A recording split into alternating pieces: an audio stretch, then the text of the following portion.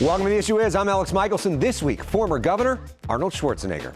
When we have Trump as president, they shouldn't use that as an excuse of not getting anything done.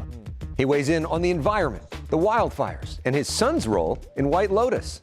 Plus, an Issue Is debate.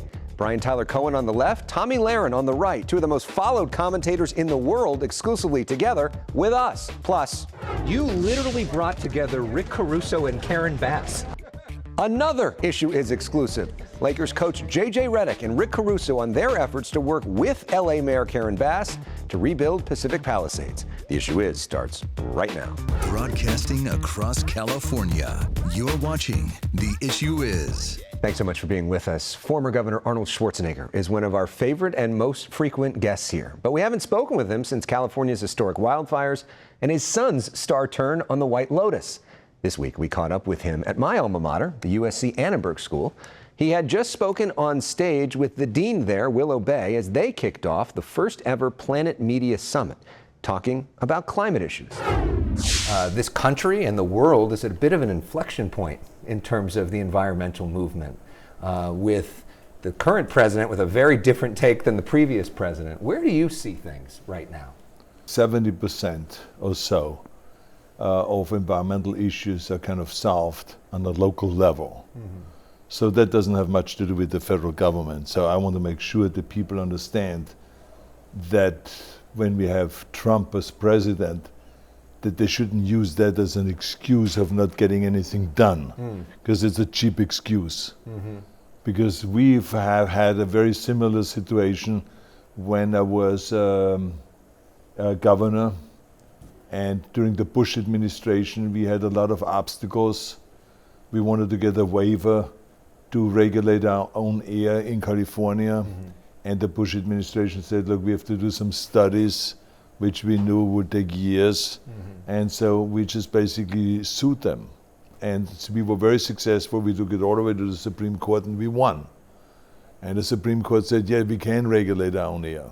Mm. And so we, in the meantime, got our renewable energy from 19% to 50%. We built more than 1 million solar roofs. We reduced pollution by 25%. And all of that was done on a state level and not on a federal level. So I know the power that states have, I know the power that cities have and that locals have and individuals have. And so this is why I try to encourage people and to say, don't look at this excuse. What can you do? Mm-hmm. Each and every one of us can do something in order to move forward, and I think that it can be very powerful. Are you satisfied with what the state is doing? You think the state needs to do more? No, I think the state is in the right direction. I think that the key thing is that the state also gets its act together with all the other stuff, because with, as I said earlier out there, with the 7 Ps, mm-hmm. The proper prior planning prevents piss poor performance. And you think there's been some piss poor performance? Yeah, absolutely, because it's inexcusable of what happened during the fires. Mm-hmm. People say sometimes this cheap excuse of saying, well, it's climate change now. Or, yeah, there's climate change, but I talked already about that when I was governor, and I told them back in 2004 already, in 2006, I said every time there was a big fire, I said, look, the fire season as we know it doesn't exist anymore. Yeah. I said the fire season is all year round. I said, so we have to be prepared 12 months out of the year. And they were not, because as I said, that they sent, a third of the firefighters home 3 months out of the year. So when there's a fire during those 3 months, when they send a third of them home, we don't have enough manpower. And therefore not enough trucks out there, therefore not enough planes out there, or enough helicopters, and enough manpower to pilot all of this stuff and to do all of this. So they fell short, and I think this is kind of something that has to change. And I think it's very important because that is the number one responsibility of government, is to protect the people.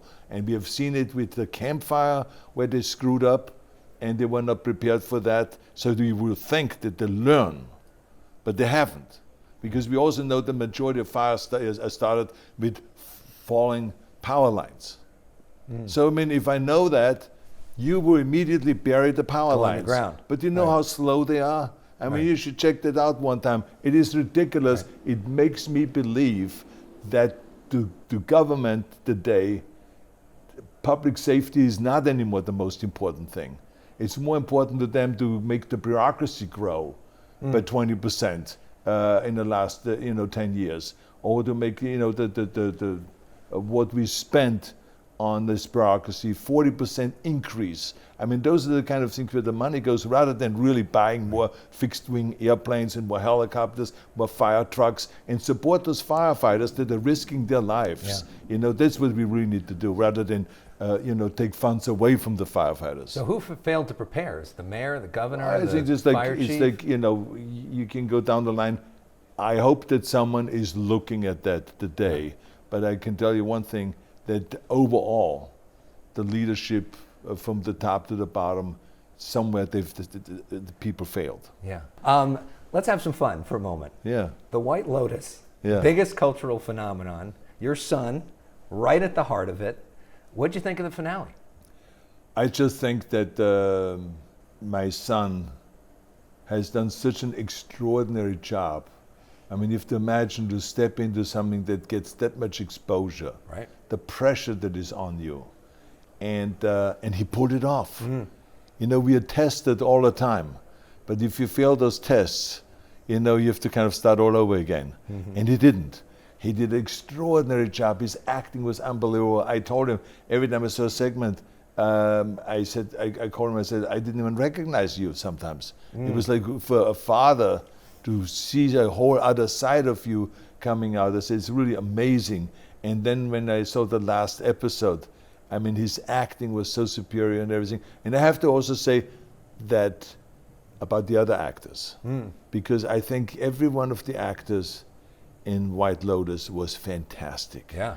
The director and writer, fantastic Mike and White. brilliant and bright and kind of, it's a whole different kind of a show than we have ever seen before. So I enjoyed the whole thing, and I was very happy that Patrick was able to be part of something so big. It's been about 5 years since we first interviewed, and in our first interview, there was a scene that you had just seen of Patrick's butt on the screen. And we talked about that. That's right. And then we saw it all again. Right. I know you have some experience with that yourself. How did you process that, seeing that proud papa in that moment? I just think it was fantastic, the way they used it and the way they did it, and the weirdness of it all, the ancestry and Yeah, all well, this. how did you deal with that? Well, The I incest? just, look, I deal with it the same way as I deal with it when I play the Terminator and I kill, I wipe out the whole police station. Yeah. Right? It's like, is it real? No. Yeah. It's people were like shocked. Yeah. But that's acting, right? If you can act it out so well, that means that they bought into it, they believed it. And the same is when they come up to Patrick and says, how can I do this ancestry and all this stuff?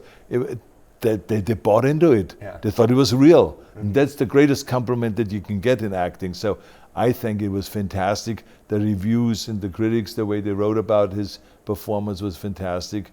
And I'm so happy that he turned out so great, and that my kids in general turned out so well. Yeah, done really well on all and of them. I have to give Maria credit for that, because that I was a lot of times on movie sets doing movies throughout the 90s, and then I ran for governor and all this. I was not around that much, and she was around all the time, and she was on top of it and did a really great job with that. And you've been busy, to wrap things up, you've been busy. We've seen you the last 3 months or so. You've been in New York. Right. We've seen all these pictures of you as Santa Claus. Yeah. I mean, I never thought that I would get to an age. Like? Yeah. I would get to an age where they say, okay, now you're old enough to play Santa Claus with the white beard and all that stuff. It was fantastic. And we had a really, really good director, this Adam Schenkman. He was fantastic, and the production was great, and it was great working for Amazon. And so this is a show that's coming out this coming December, and I think it's a really funny movie, and really upbeat, very Christmassy, Yeah, and first Fubar is coming out even before that on Netflix. Yeah, Fubar is coming out now on Father's Day. Yeah, you don't Yeah. stop. No, but I mean, why would you, right? I mean, it's like, as I always said to you, is that there's no such thing as retiring. Right. Yeah. Especially when you're Arnold Schwarzenegger. That's right, yeah. Thank you very much, Absolutely, Governor. Always thank great you. to see you. Thank you. Up next, get ready. There they are. An issue is debate between Tomi Lahren and Brian Tyler Cohen. Stay with us. Somebody had to pull the trigger. I was willing to pull the trigger. That's President Trump talking about a roller coaster week for the world's economy as he launched and then pulled back on tariffs. Look who we got with us this week for an exclusive Issue is Debate. Brian Tyler Cohen regularly draws millions of viewers to his YouTube page, one of the most followed in progressive politics. He's host of the No Lie with Brian Tyler Cohen podcast, available wherever you stream. Fox News commentator Tomi Lahren is regularly viewed by millions of people on the right. She is host of Tomi Lahren is Fearless, which drops weekdays at 10 a.m. Pacific time on Outkick.com, Fox Nation, and various social channels. Our past shows with Brian and Tomi were among the highest rated and most viewed online shows we've ever done. It's been a few years since we've had them on together. We needed to cool down over that period. So we're excited to welcome both of you back to The Issue Is. Thanks for having us. I can't wait to get into it. Okay, well, let's begin by what President Trump did this week, Tomi. President Trump's tariffs. There is an escalating trade war going on between the U.S. and China, while the president has placed a 90-day pause on most of his reciprocal tariffs on other countries. Wall Street seemed to like that. We've seen huge swings in the stock market. Tomi, what do you think of the president's trade policy? Listen, this is the art of the deal at its best, and I understand that there was some volatility on Wall Street, and that's understandable, and I don't ever want to downplay anybody's concerns when it comes to their finances, their 401k, their retirement. I completely understand the anxiety there, but what President Trump has said, and I believe, is this is less about Wall Street and more about Main Street, and what you're also seeing is this president in action. He's managed to, in a couple of days' time, isolate China from the rest of the world, put them in their place. He's got that 90-day pause. Other countries coming to the table, 70 plus, lining up to make deals with this president. So I'm incredibly happy to see this thing play out. I understand the anxiety. I trust the process. I trust this president. And I think that we're off to the races. Brian, do you trust this president? I don't think that I trust the president any more than most of the country trust the president on the economy right now. The reality is that this is an economic calamity that he has ushered in, and he's done it unilaterally and voluntarily. If we actually do descend into a full-blown recession, which most people, most economists are predicting that we will right now, it'll be the first time that it's done at the hands of an American president as an error, a completely unforced error. The reality is that the stock market is tanking. All of our indexes are in correction territory. If a Democratic president did this, Tomi would be apoplectic at the ruin that has been ushered in. And the only time there was some momentary reprieve in the stock market is when Donald Trump himself caved on his own policy. And finally, Tomi, you had mentioned that we're isolating China on the world stage. There's reporting now that Japan and South Korea are negotiating trade deals with China to go around American tariffs. There's reporting that the EU is working with China to eliminate those tariffs for EVs. So I'm concerned that you're not familiar with which country, in fact, is actually being isolated on the world stage. It doesn't look like it's China. If this doesn't work out in 6 months to a year, have us back on. I will eat crow. But for right now, I'm betting on the negotiator in chief. I believe he's bringing these countries to the table. He's the president of the United States. This country is the most powerful economy in the world. And it's about time that we get some fair and better trade deals for the United States and the American people. Up next, the debate between Brian and Tomi continues. The issue is immigration.